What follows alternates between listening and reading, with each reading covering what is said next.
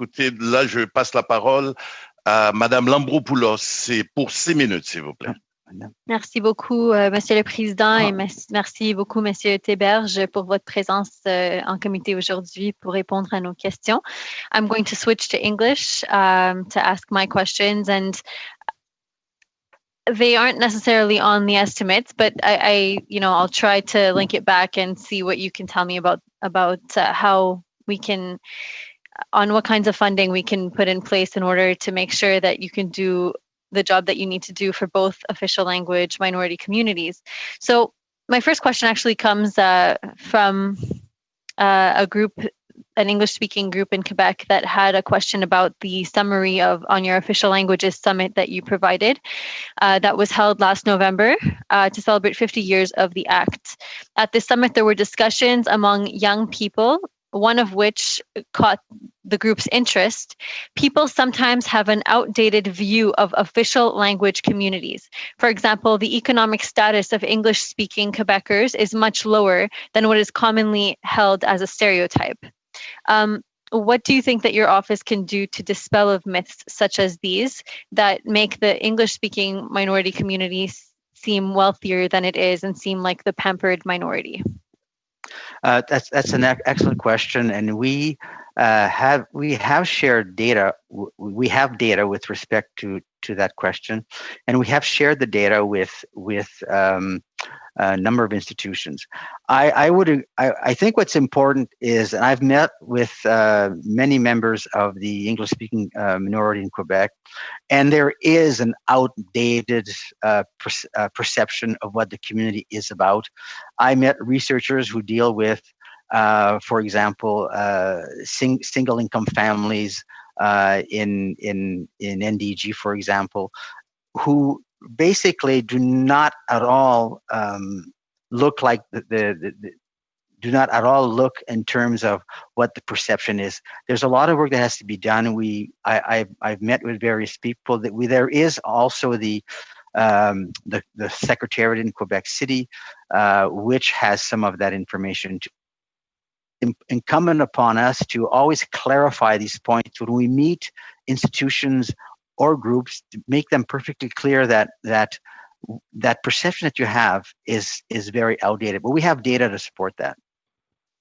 I think it's a dangerous perception, considering the talks that are being had in Quebec at the moment with regards to French in the workplace and all of this. We know that the English-speaking community has a much higher unemployment rate because it's much more difficult to find work if you don't speak French completely fluently within the province of Quebec. And so, as much as we're talking about increasing the level of French across Canada and even in Quebec, I'd like to know what you think ways that we can do this would be without stepping on the rights of the minority community and without, while still protecting the rights that English-speaking Quebecers have.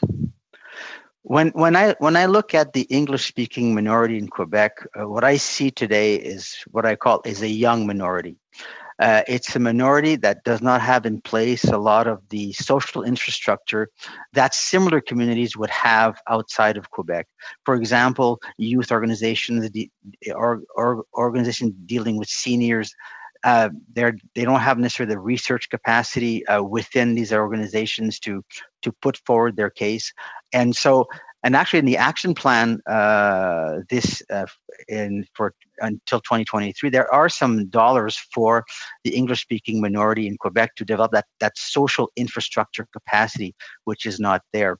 And I think it's really about maintaining institutions. We talk a lot about the institutions that they have. It's all about maintaining them to make sure that it's cultural, it's educational, it's health. So those institutions have to be maintained. So how do we do that? Obviously there's a role for various levels of government to do that, but I think fundamentally we seem to be sometimes at odds with how we can best support the English-speaking minority in Quebec, because it goes back to your first question. If we don't perceive the problem in the right way, we can't come up with the right kinds of solutions. Thank you. Another question that I have along the same lines is we hear I don't want to call it a myth. I'll give the benefit of the doubt. We hear that the French language is declining in Quebec. I've heard that on several occasions. I have to see proof in order to believe that, but we've seen it on several occasions that people do have this conception. In your view, do you think that it is due to the workplace, or do you think that it's due to other issues such as perhaps entertainment, perhaps the social aspect of things?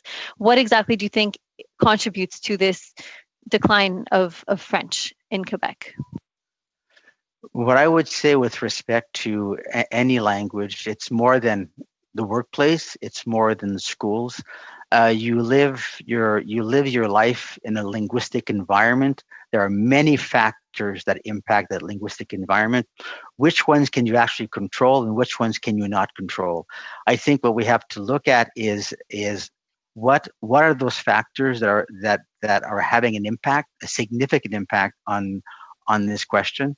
And I think we can look at it in terms of whether it's French in Quebec or French in Manitoba.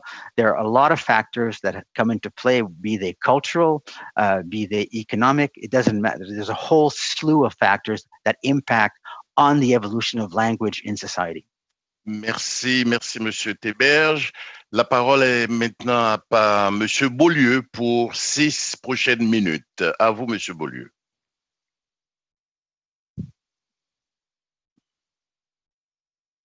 Micro.